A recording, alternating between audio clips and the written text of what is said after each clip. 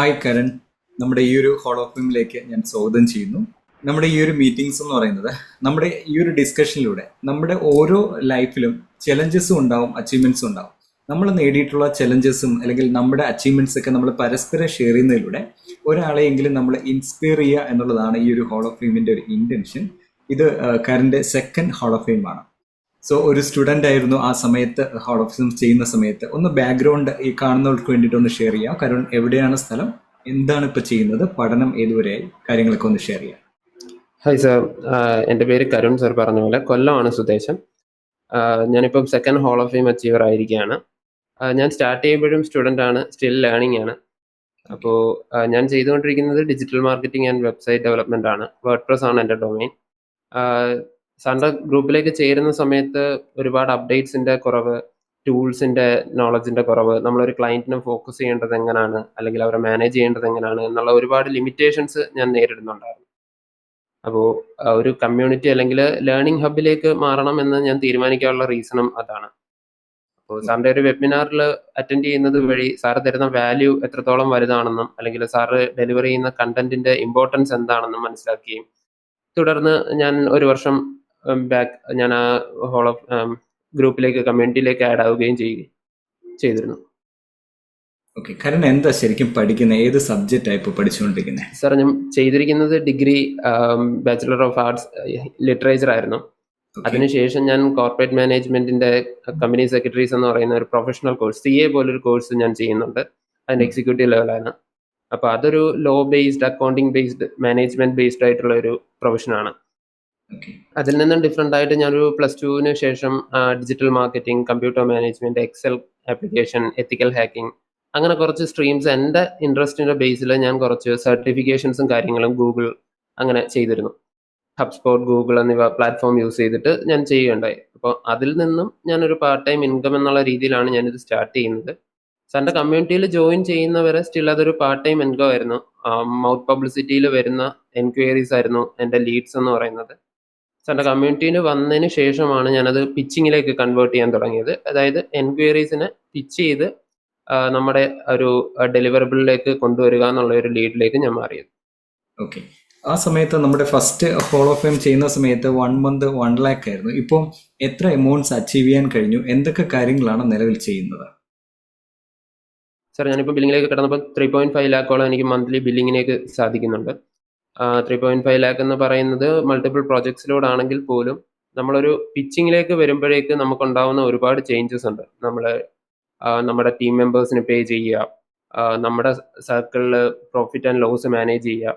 നമ്മളൊരു ഫ്രീലാൻസർ ആയിട്ടിരിക്കുമ്പോൾ അല്ലെങ്കിൽ നമ്മൾ പേഴ്സണലി വർക്ക്സ് ചെയ്യുന്ന സമയത്ത് നമ്മൾ ഇതൊന്നും കാൽക്കുലേറ്റ് ചെയ്യാറില്ല. നേരെ മറിച്ച് നമ്മളൊരു പ്രൊഫഷനായിട്ട് അല്ലെങ്കിൽ നമ്മളൊരു കമ്മ്യൂണിറ്റിയിൽ നിന്നുകൊണ്ട് ചെയ്യുമ്പോൾ നമ്മൾ ഇതെല്ലാം ഓഡിറ്റ് ചെയ്യും. അതാണ് മെയിൻലി എനിക്ക് വന്നിട്ടുള്ള ഒരു ചേഞ്ച് എന്ന് പറയുന്നത്. ഓക്കെ, കാരണം ഈ പ്രോജക്ട്സ് കാര്യങ്ങളൊക്കെ ചെയ്യുമ്പോൾ വീഡിയോസിലാണല്ലോ പ്രസന്റേഷൻ. അപ്പോൾ നമ്മുടെ ഈ ഒരു കമ്മ്യൂണിറ്റിയിൽ വന്നതിന് ശേഷം വീഡിയോയിലൊക്കെ വരാൻ വേണ്ടിയിട്ട് എത്രത്തോളം ഹെൽപ്പ് ചെയ്തിട്ടുണ്ട്? ഒരു വീഡിയോ കോൺഫിഡൻസിൽ എത്രത്തോളം മാറ്റം വന്നിട്ടുണ്ട്? തീർച്ചയായും. ആദ്യമൊക്കെ നമ്മൾ ക്ലയൻസിനെ വിളിക്കുന്ന സമയത്ത് മാക്സിമം വോയിസ് കോൾസ് ആയിരുന്നു. പിന്നീട് വാട്സപ്പിൽ വന്ന ടൈമിലാണെങ്കിൽ പോലും നമ്മൾ ടെക്സ്റ്റ് മെസ്സേജസ് ആയിരുന്നു കൂടുതൽ.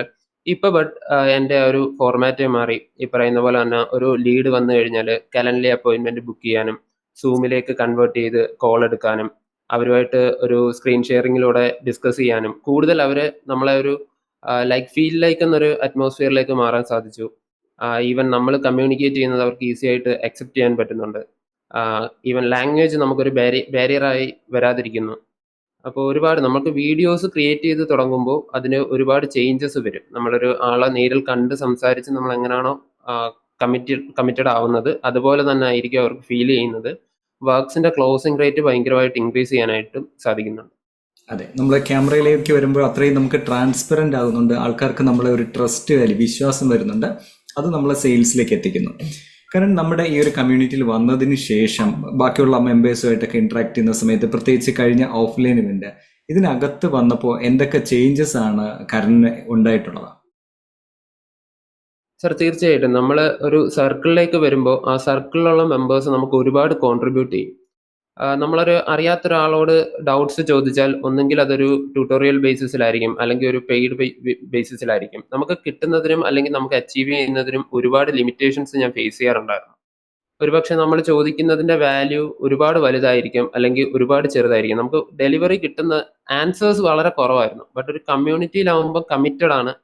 എന്ത് സ്ട്രക്ക് വന്നാലും, ഈവൻ സാറാണെങ്കിലും സാറിന്റെ ടീമാണെങ്കിലും, നമുക്കൊരു ഡൗട്ട് ചോദിച്ചാൽ ആൻസർ റിസൾട്ട് കംപ്ലീറ്റ് ആയിട്ട് കിട്ടും എന്നൊരു കോൺഫിഡൻസ് കിട്ടുന്നുണ്ട്. നമുക്കൊരു കമ്മ്യൂണിറ്റിയിൽ നിൽക്കുന്നതിന്റെ ഏറ്റവും വലിയ ബെനിഫിറ്റ് ആയിട്ട് ഞാൻ കാണുന്നത് അതാണ്. അതായത് ഞാൻ മിസ് ഔട്ട് ചെയ്യുന്ന ഒരു അപ്ഡേറ്റ് ആണെങ്കിൽ പോലും എനിക്ക് ആ കമ്മ്യൂണിറ്റിയിലെ ഏതെങ്കിലും ഒരു മെമ്പർ ആ ടൈമിനുള്ളിൽ എനിക്കത് ഷെയർ ചെയ്യും എന്നൊരു കോൺഫിഡൻസ് എനിക്ക് കിട്ടുന്നുണ്ട്.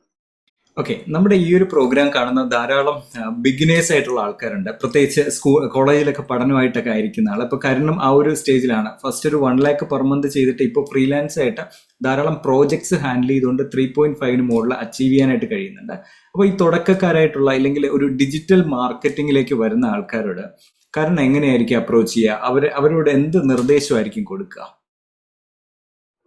സർ, ഡിജിറ്റൽ മാർക്കറ്റിംഗ് ഞാൻ പഠിക്കുന്ന സമയത്ത് എനിക്കറിയാവുന്ന ഡിജിറ്റൽ മാർക്കറ്റിംഗ് എന്ന് പറയുന്നത് ഫേസ്ബുക്കിൽ ലൈക്സ് കൂട്ടുക എന്നുള്ളതായിരുന്നു.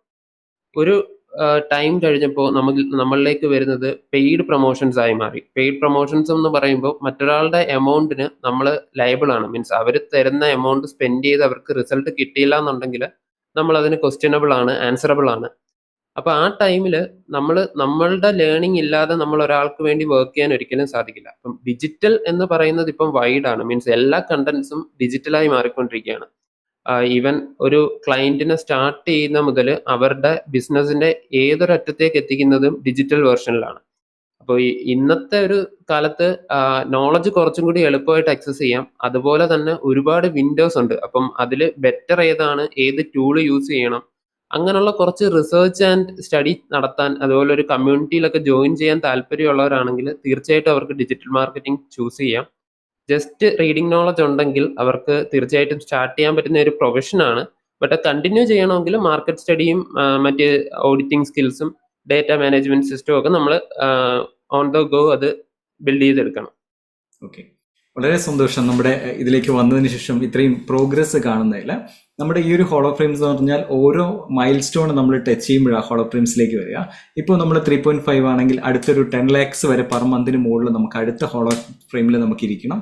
അപ്പോൾ സംവിധാനങ്ങൾ ബിൽഡ് ചെയ്യാനായിട്ട് മാക്സിമം ശ്രമിക്കുക. അതോടൊപ്പം തന്നെ യൂട്യൂബിലൊക്കെ നല്ല നല്ല വാല്യൂ കണ്ടന്റ് നേരത്തെ പറഞ്ഞതുപോലെ വീഡിയോസിൽ തന്നെ നമുക്ക് കൊടുക്കാനായിട്ട് കഴിയാം. അങ്ങനെ ചെയ്തു വരുമ്പോഴത്തേക്കും നമുക്ക് അക്കൗണ്ടബിലിറ്റി ഉണ്ട്. ഇപ്പോൾ നമ്മുടെ ഈ ഇടയ്ക്കിടയ്ക്ക് ഓഫ്ലൈൻ പ്രോഗ്രാംസും കൂടെ വരുന്നതുകൊണ്ട് ആ ഓഫ്ലൈൻ പ്രോഗ്രാമിനിടയ്ക്ക് ഞാനൊരു അച്ചീവ്മെന്റ് ചെയ്യണം എന്നൊരു കണ്ടീഷൻ കൂടെ വരുന്നതുകൊണ്ട് ആ ഒരു എക്കോ സിസ്റ്റത്തിൽ മുന്നോട്ട് പോകാനായിട്ട് കഴിയും. കാരണം ഈ ഒരു വീഡിയോ നമ്മൾ ക്ലോസ് ചെയ്യുന്ന മൊമെന്റിൽ കാരണം നമ്മുടെ കമ്മ്യൂണിറ്റി മെമ്പേഴ്സിനോടും അല്ലെങ്കിൽ യൂട്യൂബിൽ ഈ വീഡിയോ കാണുന്നവർക്കും കൊടുക്കാനുള്ള ഒരു മെസ്സേജും കൂടെ പറഞ്ഞുകൊണ്ട് നമുക്കൊരു വൈൻഡപ്പിലേക്ക് പോവാം. തീർച്ചയായും സാർ, ഞാൻ ഈ കമ്മ്യൂണിറ്റിയിൽ ജോയിൻ ചെയ്യുന്നത് ഒരു സെപ്റ്റംബർ മാസത്തിലാണ്. അവിടെ മുതൽ ഇതുവരെ ഞാൻ ഈ കമ്മ്യൂണിറ്റിയിൽ സസ്റ്റെയിൻ ചെയ്ത് പോകുന്നത് 2022 ആണ്. സസ്റ്റെയിൻ ചെയ്ത് പോകുന്നുണ്ടെങ്കിൽ എനിക്ക് വാല്യൂ കിട്ടുന്നുണ്ട്. അപ്പോൾ നിങ്ങൾ ഇത്രയും നേരം ഈ വീഡിയോ കാണാൻ ടൈം സ്പെൻഡ് ചെയ്തിട്ടുണ്ടെങ്കിൽ ഇതേ പേഷ്യൻസോട് കൂടി എല്ലാ ദിവസവും നടക്കുന്ന മീറ്റിംഗ്സും മറ്റും അറ്റൻഡ് ചെയ്യാൻ നിങ്ങൾക്ക് കഴിയും. നിങ്ങൾക്ക് ജോയിൻ ചെയ്യാൻ പറ്റുന്ന നല്ലൊരു കമ്മ്യൂണിറ്റിയാണ്. More than a testimonial. എൻ്റെ റിസൾട്ടാണ് ഞാൻ ഇവിടെ ഷെയർ ചെയ്യുന്നത്. നമുക്ക് ഒരു കാര്യത്തെപ്പറ്റി ഡൗട്ട് വരുമ്പോൾ അല്ലെങ്കിൽ നമുക്ക് അതിന്റെ ലേണിംഗ് സ്റ്റോപ്പ് ചെയ്യുന്നിടത്താണ് നമ്മളത് അവിടെ സ്റ്റോപ്പ് ചെയ്ത് നമ്മളും അതിൽ നിന്ന് മാറുന്നത്. നമുക്ക് കണ്ടിന്യൂസ് ആയിട്ട് അതിന്റെ ആൻസേഴ്സ് കിട്ടിക്കൊണ്ടിരിക്കുകയാണെങ്കിൽ നമ്മൾ ഒരിക്കലും അത് സ്റ്റോപ്പ് ചെയ്യില്ല, നമ്മൾ അതിൽ ഗ്രോ ചെയ്യുകയുള്ളൂ. ഇൻകം വേണ്ടാത്തവരായിട്ട് ആരുമില്ല. അപ്പോൾ നമുക്കൊരു റിസൾട്ട് ജനറേറ്റ് ചെയ്ത് അതിൽ നിന്ന് ഇൻകം കിട്ടുമ്പോൾ നമ്മളത് കണ്ടിന്യൂ ചെയ്തുകൊണ്ടേയിരിക്കും. അതിന് വേണ്ടിയിട്ട് നിങ്ങൾക്ക് ഒരു കമ്മ്യൂണിറ്റി നിങ്ങൾക്ക് സെലക്ട് ചെയ്യാൻ നിങ്ങൾ ആഗ്രഹിക്കുന്നുണ്ടെങ്കിൽ ഈ കമ്മ്യൂണിറ്റിയിൽ നിങ്ങൾക്ക് ജോയിൻ ചെയ്യാം. വെബിനാർസ് കണ്ടക്ട് ചെയ്യുന്നത് നിങ്ങൾക്ക് അറ്റൻഡ് ചെയ്തതിന് ശേഷം നിങ്ങൾക്ക് ജോയിൻ ചെയ്യാം. അപ്പോൾ ആ വെബിനാർസിൽ നിങ്ങൾക്ക് കിട്ടുന്ന ഓരോ ഹെഡിങ്സും നിങ്ങൾക്ക് എത്രത്തോളം വാല്യൂ ജനറേറ്റ് ചെയ്യാൻ പറ്റുമെന്ന് നിങ്ങൾക്ക് മനസ്സിലാവും. അതിന്റെ ഒരു എൻഡ് ഗോൾ ആയിട്ട് മാത്രമാണ് നിങ്ങൾ ഈ കമ്മ്യൂണിറ്റി ജോയിൻ ചെയ്യേണ്ടത്. അപ്പോൾ ആ വെബിനാർ നിങ്ങൾക്കും ഒരു സെൽഫ് അസസ്മെന്റ് ആയിട്ട് കണക്കാക്കാം. നിങ്ങൾക്ക് തീർച്ചയായിട്ടും ചൂസ് ചെയ്യാൻ പറ്റുന്ന ഒരു ഹെഡിങ് തന്നെയാണ് കാൽസോൾ എന്ന് പറയുന്നത്. Thank you. ഈ ഒരു വീഡിയോ കാണുന്ന ആർക്കെങ്കിലും നിങ്ങളുടെ ലൈഫിൽ ഒരു ഡിജിറ്റൽ ലീഡർ ആയിട്ട് ബിൽഡ് ചെയ്തുകൊണ്ട് ഓൺലൈനിൽ നന്നായിട്ട് കാര്യങ്ങൾ ചെയ്യണമെന്ന് ആഗ്രഹിക്കുന്നുണ്ടെങ്കിൽ ഈ വീഡിയോയുടെ താഴെ ഡിസ്ക്രിപ്ഷനിൽ നമ്മുടെ വെബിനാറിന്റെ ലിങ്ക് കൊടുക്കുന്നുണ്ട്, നിങ്ങൾക്ക് ജോയിൻ ചെയ്യാം. കരൺ പറഞ്ഞതുപോലെ വെബിനാർ എന്ന് പറയുന്നത് കൃത്യമായിട്ട് മനസ്സിലാക്കാൻ കഴിയുന്ന ഒരു ഓപ്ഷനാണ്. ആ 2 മണിക്കൂർ കഴിയുമ്പോൾ ഒരു വ്യക്തത നിങ്ങളുടെ ലൈഫിൽ കിട്ടും. ഏറ്റവും പ്രധാനം നമ്മൾ ക്യാമറ ഓൺ ചെയ്ത് സംസാരിക്കുക എന്നുള്ളതും ഇതുപോലുള്ള എക്കോ സിസ്റ്റത്തിൽ നമ്മൾ എത്തിപ്പെടുക എന്നുള്ളതാണ്. ഒരിടത്തും നമ്മൾ സ്റ്റക്കായി പോവാതെ മുന്നോട്ട് പോകാൻ കഴിയുക എന്നുള്ളതാണ്. പ്രത്യേകിച്ച് എനിക്ക് ഏറ്റവും വലിയ സന്തോഷം എന്ന് പറയുന്നത് പഠനത്തിനോടൊപ്പം തന്നെ ഒരു നല്ല വരുമാനം ഏൺ ചെയ്യാനായിട്ട് കരണിന് കഴിഞ്ഞു എന്നുള്ളത്. എൻ്റെ ഒരു കരിയർ ബാക്ക്ഗ്രൗണ്ടും അങ്ങനെയായിരുന്നു. പഠിക്കുന്നു, അതിനോടൊപ്പം തന്നെ വർക്കും കൂടെ കൊണ്ടുപോയ ഒരു സാഹചര്യമായിരുന്നു.